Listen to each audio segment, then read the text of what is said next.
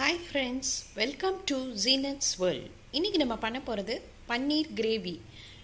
First பன்னீரை சின்ன சின்னதாக கட் பண்ணி வச்சுருக்கேன். இப்போ நம்ம அதில் ஒரு ஸ்பூன் சில்லி பவுடர், கார்ன்ஃப்ளவர் ஒரு ஸ்பூன், இஞ்சி பூண்டு பேஸ்ட் ஒரு ஸ்பூன், சால்ட் ஒரு ஸ்பூன் போட்டு நல்லா அதை பரட்டி வச்சிடலாம். இப்போ நான் ஏற்கனவே பேனில் ஆயில் ஊற்றி வச்சுருக்கேன். எண்ணெய் நல்லா காஞ்சோடனே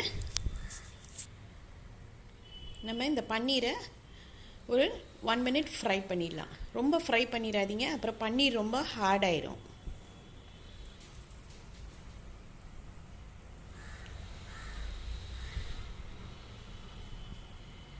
பன்னீர் கிரேவி ரொம்ப சூப்பராக இருக்கும். சின்ன பசங்களுக்கெல்லாம் ரொம்ப பிடிக்கும்.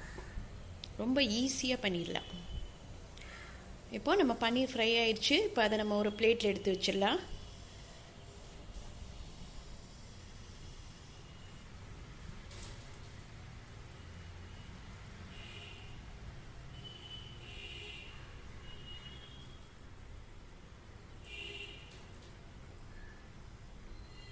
இப்போது நம்ம அந்த பன்னீரை ஃப்ரை பண்ண அந்த ஆயில்லையே 2 வெங்காயம் கட் பண்ணி வச்சுருக்கேன், அதை போட்டுடலாம்.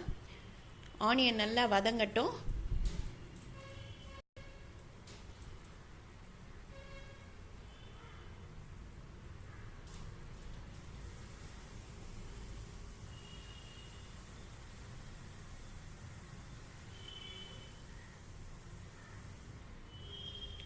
ஆனியன் நல்லா ஃப்ரை ஆனவுன்னு உப்பு தேவையான அளவு போட்டுக்கோங்க.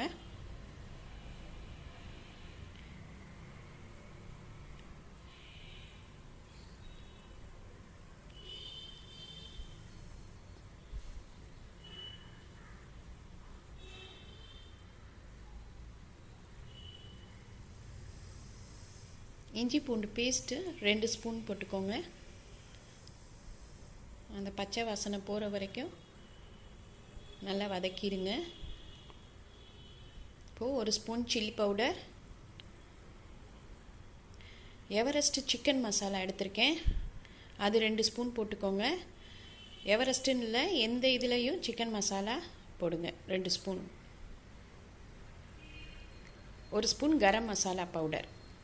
இப்போது இந்த மசாலாலாம் நல்லா ஃப்ரை ஆகிற வரைக்கும் அடுப்பில் இருக்கட்டும். இப்போ அந்த மசாலா வாசனைலாம் போயிடுச்சு. இப்போது நம்ம இந்த பன்னீரை இந்த மசாலாவில் போட்டுடலாம்.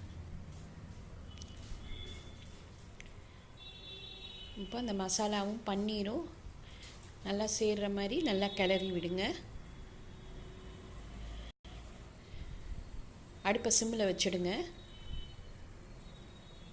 இப்போ கார்ன்ஃப்ளவர் 2 ஸ்பூன் போட்டுக்கோங்க. இப்போ அதை நம்ம தண்ணியில்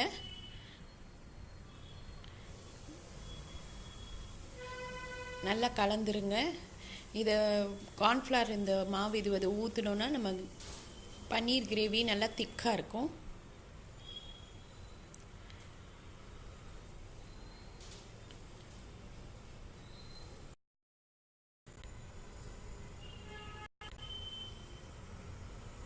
இப்போ நல்லா கொதிச்சிட்ருக்கு. இப்போது நம்ம லாஸ்ட்டாக இந்த குடமிளகாவை போடலாம். குடமிளகாவை நம்ம ஃபஸ்ட்டே போட்டோன்னா அது ஒரு மாதிரி வதங்கி இதாகிடும். லாஸ்ட்டாக போட்டோன்னா அதுக்கு பன்னீர் கிரேவிக்கு நல்ல டேஸ்ட்டு கொடுக்கும்.